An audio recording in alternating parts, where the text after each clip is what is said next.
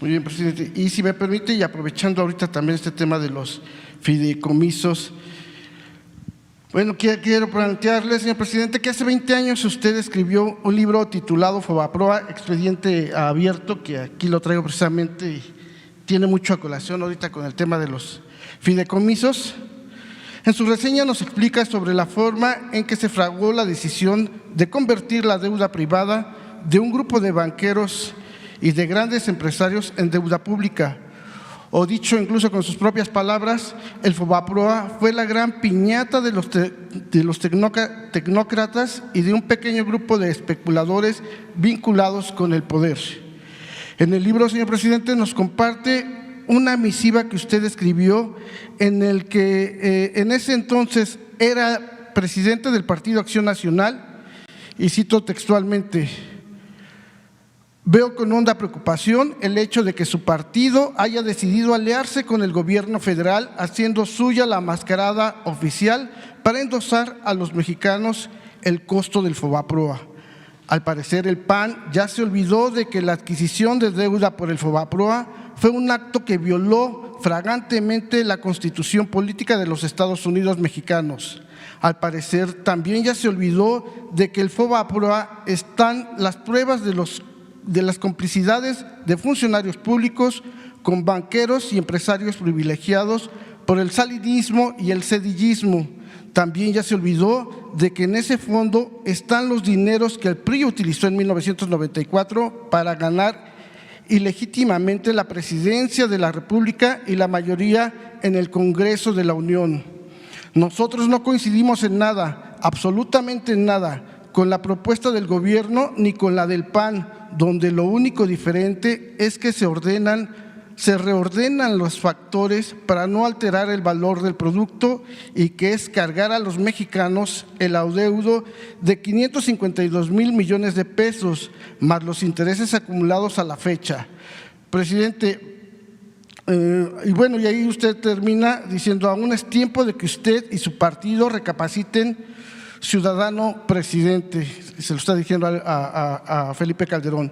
Este país seguirá navegando en la corrupción y la impunidad mientras los gobiernos priistas tengan aliados que suscriban sus abusos.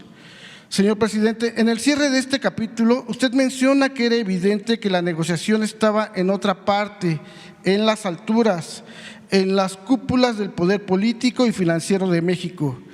En ese momento, su impresión es que Felipe Calderón lo hicieron a un lado y entraron Diego y Fox para amarrar todo con el gobierno, incluida incluso la represalia contra el gobierno del Distrito Federal, encabezada en ese entonces por el ingeniero Cuauhtémoc Cárdenas.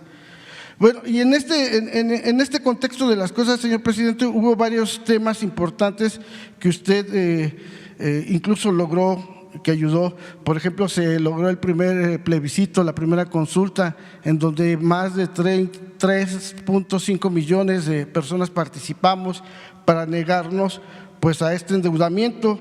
También otro tema que usted ahí demandó y que puso ahí en tela de juicio para que se investigara es lo relacionado con esta empresa de jugos del Valle, y en donde estuvo como abogado pues el ya conocido, o que se conoce como la Ardilla. Usted sabe de quién se habla, pues. Entonces, en ese contexto, señor presidente, y ahorita con lo que usted nos dice, sería bueno que usted nos pudiera decir qué se va a hacer con pues esta deuda. Nosotros vamos a seguirlo pagando, al parecer todavía durante 50 años.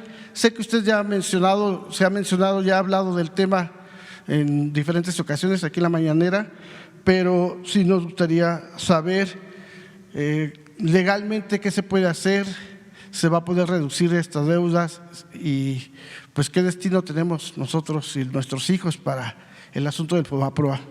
Es todo, presidente. Gracias. Sí, pues ya es conocido, ¿no? En aquel entonces nosotros nos opusimos a que se convirtieran las deudas privadas en deuda pública, como está escrito. Esto fue en 1998, para los jóvenes, recordarles.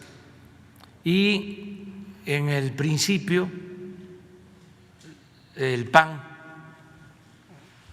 mantenía una postura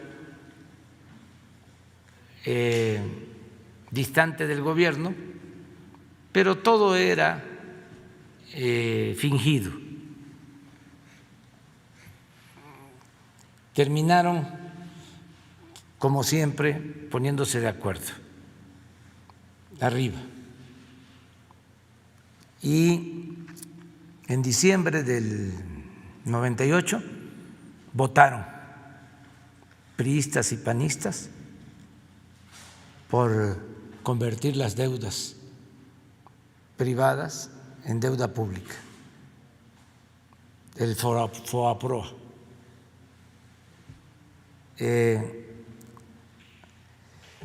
Desde entonces pues se han pagado,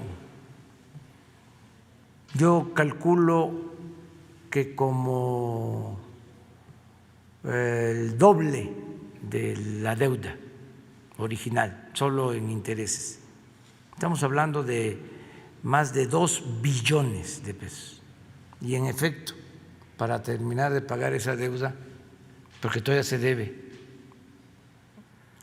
alrededor de otro billón de pesos, se va a terminar de saldar hasta dentro de 50 años.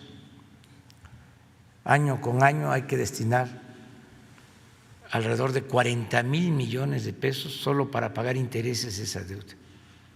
El asunto es que ya a estas alturas legalmente no hay ninguna posibilidad de revertir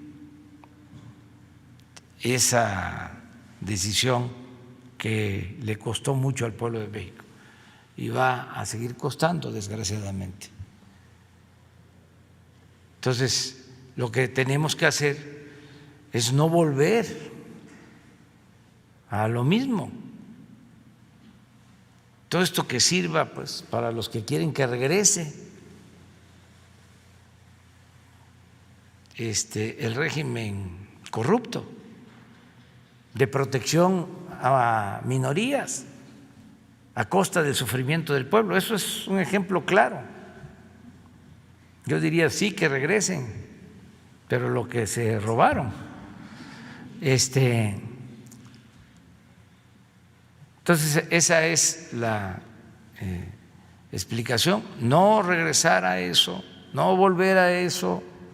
Ahora con la crisis de la pandemia, con la crisis financiera, querían que rescatáramos también a los de arriba, con dinero del presupuesto. Nos pedían que hasta nos endeudáramos, que teníamos posibilidad de conseguir deuda. Y así lo hicieron en otros países, cometieron ese error. Y se les cayó la economía, no hay recuperación en cuanto al crecimiento y se endeudaron por apoyar a las corporaciones. ¿Nosotros qué hicimos? Pues apoyamos abajo, de abajo hacia arriba, a la gente más necesitada. Se fortaleció el consumo popular, que la gente no dejara de tener lo básico. Y así estamos enfrentando esta crisis. Entonces sí hay cambios, sí somos distintos. Ahora, en el caso de los fideicomisos, lo mismo. ¿Quiénes se juntan? ¿Y qué están pensando hacia adelante? Pues unirse en contra de nosotros. No lo pudieron hacer en el 18, pero lo intentaron. Yo tengo información de que primero querían que declinara el candidato de el PRI para que todos apoyaran al candidato del PAN, hacer un frente. El propósito era que nosotros no llegáramos. Luego, en la desesperación, propusieron de que el que declinara fuese el del PAN en favor del PRI. Bueno, les voy a decir algo. Hasta le propusieron a Carlos Slim que fuese candidato de unidad. No se van a quejar, ¿eh? Es nota. Los grupos estos que mandaban, los que se sentían dueños de México. Entonces, cuando sale el frena 1, frena 2, frena 3, pues es lo mismo. Cuando salen los intelectuales orgánicos diciendo hay que regresar a los equilibrios, cuidado con el autoritarismo, pues es que ellos eran los que mandaban y se quedaban con el presupuesto. El gobierno era un comité al servicio de una minoría rapaz. Ahora el gobierno es del pueblo, para el pueblo, con el pueblo. Estoy siguiendo el consejo de aquel anciano respetable, sabio, migrante de San Quintín, Baja California, que me dijo en campaña, ya casi al cierre, terminando un mitin, se me acercó y me dijo, así como el presidente Juárez separó al poder de la Iglesia del poder público, porque a Dios lo que es de Dios y a César lo que es del César, ahora, licenciado, lo que se necesita es separar al poder económico del poder político y que el gobierno represente a todos, a ricos y a pobres. Esa sabia lección es la que estamos llevando a cabo. Esto no significa pelearnos con los empresarios, no, ellos son muy importantes para el desarrollo del país. El que, lo he dicho muchas veces, invierte, genera empleos, contribuye porque paga sus impuestos, merece apoyo, merece respeto.